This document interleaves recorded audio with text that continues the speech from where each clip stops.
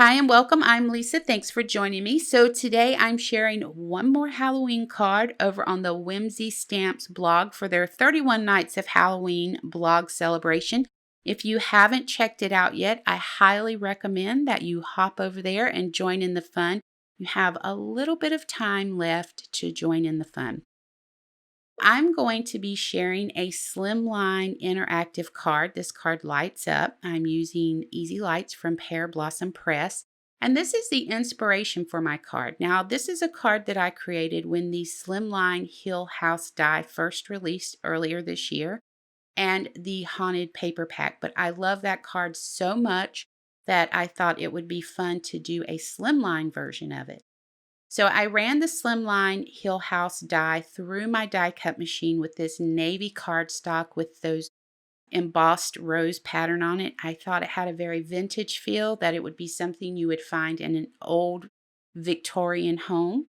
And so I said, this will be perfect. It's been sitting in my stash for a while now, and it's a great way to use it. The Whimsy Slimline film strip die, one of my favorites. I love this. I always feel like when I use it, I get to tell a short little story. So today's no different. We're telling a short little story with this.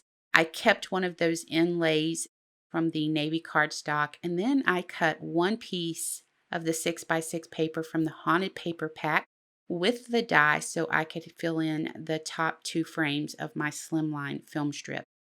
Created a back for my film strip. Find it's easier when you're working with mechanisms to build everything, cover it with a piece of cardstock, and then glue the whole thing to your card base. I've inlaid my pattern papers into the film strip. I'm just holding them in place with some Scotch tape. I need to map out where I want everything, my lights to be. The first thing I'm going to do is decide exactly where I want my haunted slimline hill house to be. So I've laid that down on the card base temporarily just so I make sure it's not hanging over the edges. Take a pencil, trace around the window that I'm going to light up in the hill house, and then use my hole punch a hole, erase the pencil marks, and now I'm just flip this back over and I'm starting to place all the lights down. Now I'm just using my Scotch tape to hold them in place right now. And once I have everything exactly where I want it, I'm going to go ahead and adhere the little haunted house to the front. Now, I noticed when I was adding the haunted house that the light really was sticking out quite a bit. Not literally sticking out, but like you could really see the light. So I placed a real small piece of vellum over the window that I was lighting up in that hill house. And then added mounting foam strips as you saw there. And I'm going to go ahead and place that over the little hole punch we did.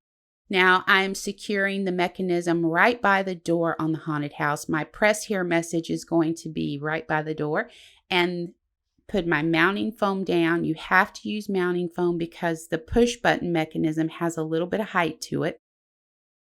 So you may need to make sure that you have enough clearance when you're building this. So use your mounting foam with this.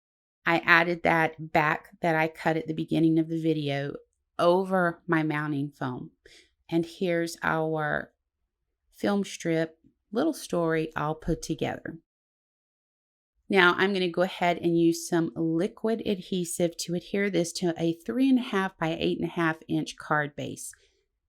This is 100-pound Neenah Avalanche White. I absolutely love the Avalanche White. It's a much brighter white cardstock than the Solar White is, and I'm just loving it. Once I have this in place, that's pretty much going to wrap us up, other than the sentiments that I used. I used 2 sentiments from the Whimsy Stamps Grave Epitaphs stamp set. Move-in Ready, Hardwood Floors, Quiet Neighbors, and then the Vacancy. Those 2 are from the Grave Epitaphs. The Press Here message is from the Halloween postage stamp set. Has a lot of great little interactive messages in that stamp set. Don't worry, I have everything linked directly below for you. Of course, I did use my VersaFine Clair Twilight ink to stamp those messages, Perfect ink for stamping with your acrylic blocks because you get a perfect stamped impression every time. I really do appreciate you guys for joining me. This was such a quick and simple card, but so much fun to create. Let me know what you think about it in the comments below. And until next time, take care.